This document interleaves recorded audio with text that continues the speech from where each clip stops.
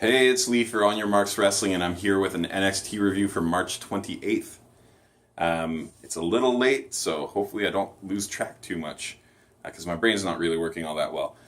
So we start with a video of Ciampa, Tommaso Ciampa coming into the Performance Center, and there's still people yelling at him, and he sees Regal out there, and he says, "Hey, what you doing? Why is, Gargano still around? I got attacked by him yesterday. He's not supposed to be around here. He's been chasing me around everywhere. I see him at home, things like that." Regal says, "You're right. Gargano's been out of line. Here's how we're going to settle it. We're going to have a match at NXT takeover. And it's going to be, because he's not in here, it's going to be an unsanctioned match. And if you win, we're going to really make sure that Gargano's gone forever. But if he wins, he gets reinstated into the NXT." And it's kind of stupid logic, because Gargano should already be gone. He lost that match. But I'm okay with it, because at the end of the day, you get Gargano versus Ciampa, and if it's anything like their previous matches, or previous match, it's going to be awesome.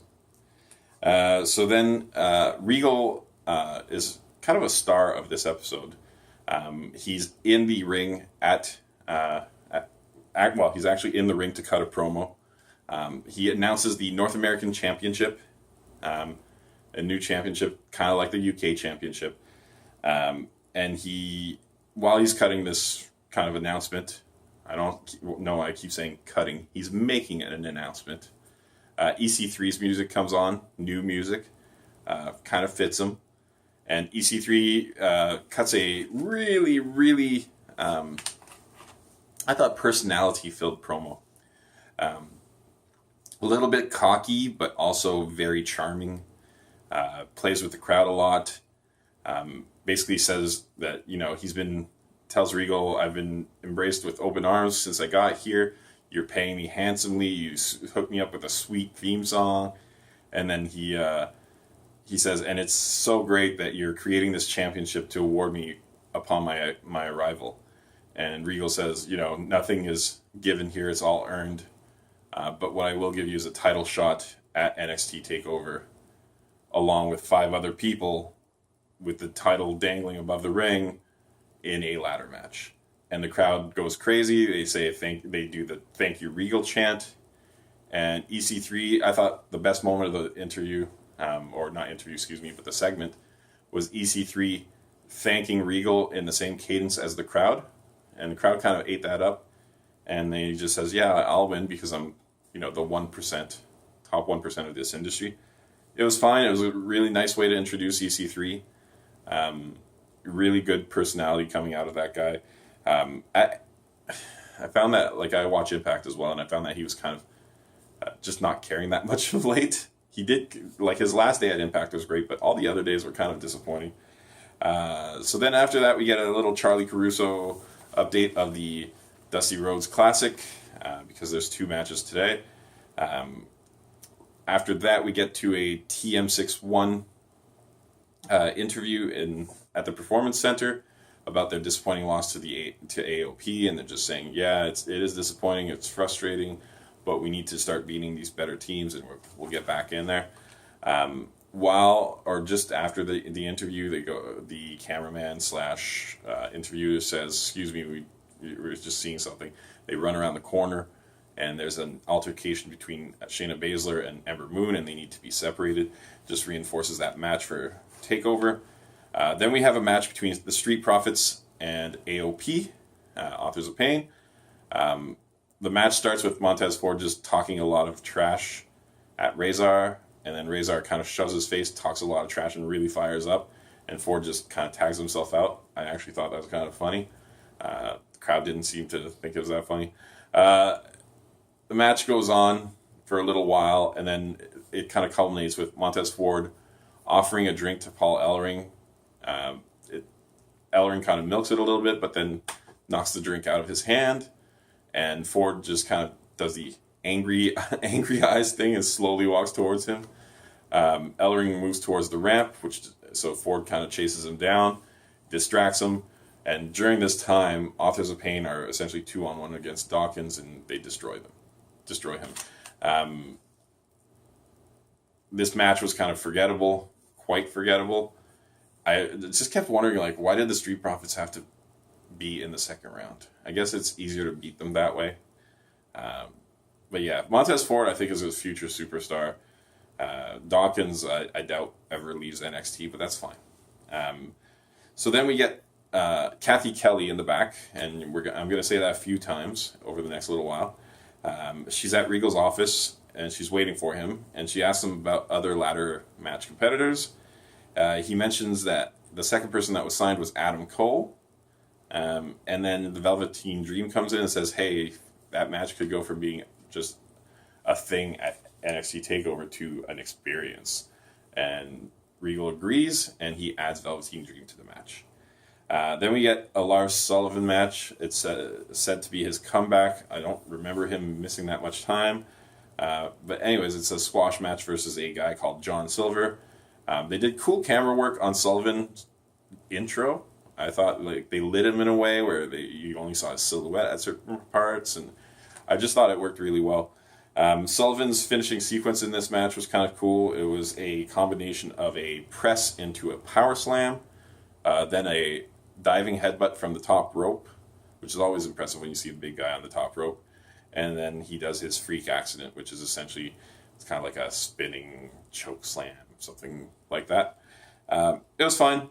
Kathy Kelly then is again in the back interviewing Regal, and Regal kind of points out that Sullivan's coming, and he tells Sullivan, hey, you've done a great job, we're going to put you in the ladder match. Sullivan's really happy, but he says he also wants Killian Dane. Regal says, well, that's perfect, because Killian Dane's also in the ladder match, and you have a one-on-one match next week. So the ladder match is kind of building itself up now, but there's still some spots open. So then we get Dakota Kai coming into the ring for what you think is a match, but then we hear that there's a fight breaking out outside, and you see it's just basically Cien Almas attacking Aleister Black. Black doesn't get any offense in. This is a full-out attack by Almas. At one point, Almas puts his Black's face into a cooler with ice and water in it, so it's kind of like a mob type scene. He bangs Black into everything possible on the way into the building, and the fight breaks out into the ring. Almas hits a chair shot there, and then just kind of poses and kind of threatens and puts the belt in front of Black and just yells stuff at him in Spanish. Good fire by Almas. I actually like it better when he doesn't speak English. Vega is fine. She was around the whole time, just kind of urging him on. It was good. I was okay with it. I would have liked to have seen a women's match today, but that's fine. Sanity. We get the last Dusty Rhodes match, so last semifinal match. It's Sanity, so Eric Young and Alexander Wolf versus Pete Dunne and Roderick Strong. I guess the main storyline from this was Dunne's intermittent attacks on Young and Young's arm, and Young's ability to kind of get out of it for the most part. They kind of played up the fact that Young has experience and he can kind of escape it a little bit more. He's not as vulnerable to Dunne's attacks as most people. There was a cool spot with a European uppercut on Roderick Strong into a wheelbarrow neck breaker by Young, which is his finisher. Dunne breaks up the pin though. Later on, the finishing sequence of the match is an end of heartache to Alexander Wolf, who's not the legal man, but it gets him out of the ring. And then Strong does he has a move, I don't know what it's called, where it's essentially like a freak accident, but he essentially picks up a guy and throws him face first into the mat. So Strong picks up Eric Young, and he essentially goes to do that move, but he throws him into Pete Dunne, who actually essentially does the second half of his finisher, which is like a reverse DDT or something along those lines, where you could basically kind of yank the person's face into the mat. That's right. I'm getting physical with this match. It looked cool, and I like that they developed tandem off, because now you're thinking like, oh, they're practicing this stuff. Like, this doesn't come naturally. This is a practice move So maybe Dunn and Roderick Strong really are friends. It was just good. And so now we have our final set. It's AOP versus Roderick Strong and Pete Dunne, and that could be an interesting final match. That's not the end of the show, though, because we have one last competitor to announce for the ladder match. And it's Kathy Kelly again at Regal's office, knocking on his door. And I'm sure he's getting annoyed with her, but he doesn't show it. He's a classy gentleman. And she asks him who the last competitor is, and Regal says he's actually in the office. I'll send him your way. And it's basically Ricochet that comes out of the office and just barely says anything, just smiles and walks away. But the crowd's super happy to see Ricochet in there. If you think about it, that match, not that ladder matches need high flyers, but that match kind of needed a high flyer because there's a lot of big guys in that. Like you had Lars Sullivan, Killian Dane, not really guys who are known for flying. EC3 is a ground guy. Adam Cole, despite his kind of diminutive nature, not that much of a flyer. Velveteen Dream, kind of a flyer, but still a bigger guy. He's probably 6'4" or something like that. So it's kind of nice to have a guy who can bounce off of anything, and he seems built for a ladder match. Like if anybody was built for a ladder match, it would be Ricochet. So that's a cool announcement. Overall, this episode of NXT, it got a lot of things done, but I found that the matches were not all that exciting overall. I think it almost felt like a go-home show, even though it's not quite there, which you don't usually get that feel from NXT shows. I apologize, something in my eye. But yeah, I didn't love it, but I'd have to, if I'm number grading it, maybe 6.5 out of 10.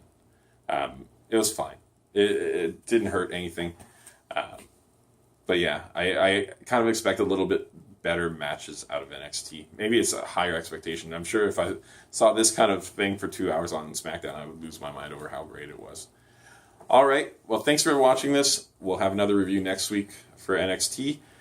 Coming up next, though, on here is probably an Impact review. All right. Thank you.